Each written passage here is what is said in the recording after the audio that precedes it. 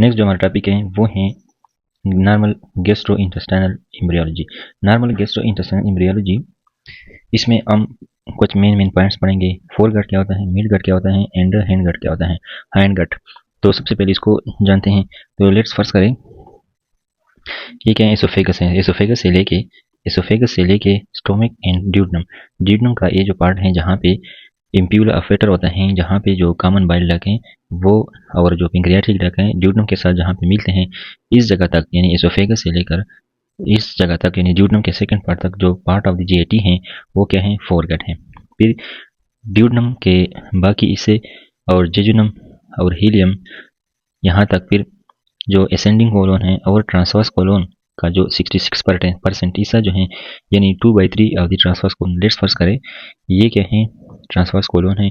इसको हमने 3 हिस्सों में डिवाइड किया। तो ये जो 2 हिस्से हैं यहाँ तक, इस तक जो है जो ट्रांसवर्स कोलोन है, यहाँ तक हमारे पास क्या आता है, मिड गट। और इसके बाद फिर हमारे पास क्या आता है, यहाँ से लेकर यानी बाकी 1/3 of the transverse colon, descending colon and वगैरह जो एनल कैनाल तक जो पेक्टिनेट लाइन है उसके एबो तक जो हमारे पास पार्ट ऑफ द जीआईटी है वो क्या है, हैंड गट है।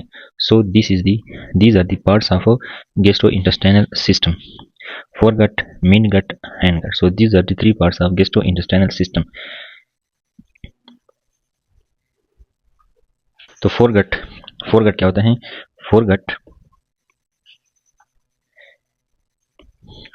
Oesophagus to duodenum at the level of pancreatic duct and common bile duct insertion, यानी एसोफेगस से लेकर ड्यूडनम के उस हिस्से तक जहाँ पे जिस जगह पे पेंक्रियाटिक और जो कॉमन बाइल डक्ट है वो इंसर्ट होता है, दैट इज कॉल्ड एज इम्प्यूला अफेटर, जिस तरह अभी हमने डिस्कस किया। नेक्स्ट 2 लाइन्स को बाद में डिस्कस कर लेंगे। मिड गट क्या होता है, मिड गट जो होता है लोअर ड्यूडनम यानी इस पार्ट से यानी इम्प्यूला अफेटर के बाद जो ड्यूडनम है वहाँ से लेकर jejunum, ileum and ascending colon and proximal जो 66% ट्रांसवर्स कोलोन है उस तक जो है ये हमारे पास मिड गट होता है। और हैंड गट जो होता है distal 1/3 of the transverse colon to the inner canal above the pectinate line. तो ट्रांसवर्स कोलोन के इस 33% हिस्से से लेकर इनर कैनाल तक जो हमारे पास पेक्टिनेट लाइन से ऊपर जो पार्ट है उसको हम क्या बोलते हैं, हैंड गट बोलते हैं। तो जब हमारे पास कुछ प्रोसेसेस होते हैं 4 to 6 वीक ऑफ डेवलपमेंट, यानी एक बच्चा 4 to 6 वीक का है माँ की पीठ के अंदर, वहाँ पे क्या होता है, स्टोमक क्या रोटेट अराउंड 90 डिग्री क्लॉकवाइज, यानी जिस डायरेक्शन में गड़ी जाती हैं इसी डायरेक्शन में जो स्टोमक है वो 90 डिग्री पे क्या करते हैं, रोटेट करती हैं। और इस वजह से जो लेफ्ट वेगस होता है वो इंटीरियर हो जाता है और जो हमारे पास राइट वेगस है वो क्या हो जाता है, पोस्टीरियरली पोजीशन। यानी स्टोमक जो होता है उसकी 90 डिग्री क्लॉकवाइज रोटेशन की वजह से जो लेफ्ट वेगस होता है वो इंटीरियर आ जाता है और जो राइट वेगस है वो क्या करता है, वो पोस्टीरियर आ जाता है। देन मिड गट क्या होता है, इसके बारे में डिस्कस किया। तो 6th वीक ऑफ डेवलपमेंट, जब एक बच्चा माँ की पीठ के अंदर 6 वीक पे हो तो वहाँ पे क्या होती है, physiological herniation of mid gut through umbilical ring. जो अम्बिलिकस से के पास जो अम्बिलिकल रिंग होता है उसके इर्द गिर्द मिड गट जो होता है वो क्या होता है, रोटेट करता है, यानी फिजियोलॉजिकली हर्निएशन होती है of mid gut through the umbilical ring, यानी हर्निया बन जाता है। हर्निया मीन जो एक वीक पार्ट से बाहर निकलना, खासकर जो स्मॉल इंटेस्टाइन है। तो जो मिड गट है वो क्या करते हैं, अम्बिलिकल रिंग के जरिए से आता है, ठीक है। और यॉक सेक जो होता है और mid gut, yolk sac and mid gut are connected to the vitelline या ओम्फेलो मेजेंटेरिक डक। जो यॉक सेक होता है और मिड गट होता है वो एक दूसरे के साथ वाइटलिन डक के जरिए से कनेक्टेड होते हैं।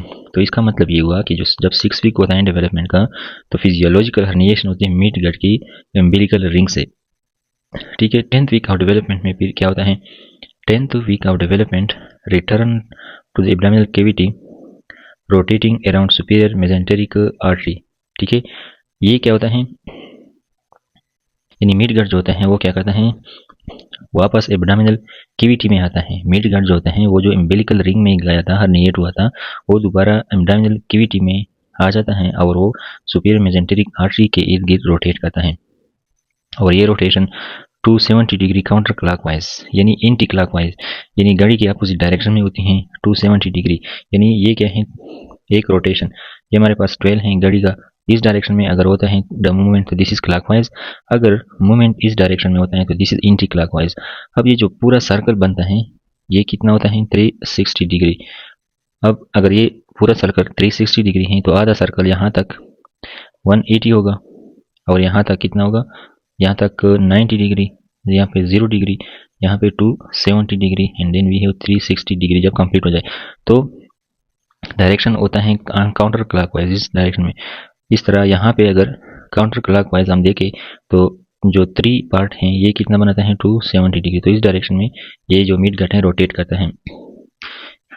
अब टोटल 270 काउंटर क्लॉकवाइज जो है ये मूवमेंट करता है। तो इसमें जो है तकरीबन 70 degree 90 degree before the 10th week होता है और बाकी 180 डिग्री जो है 10 वीक में होता है।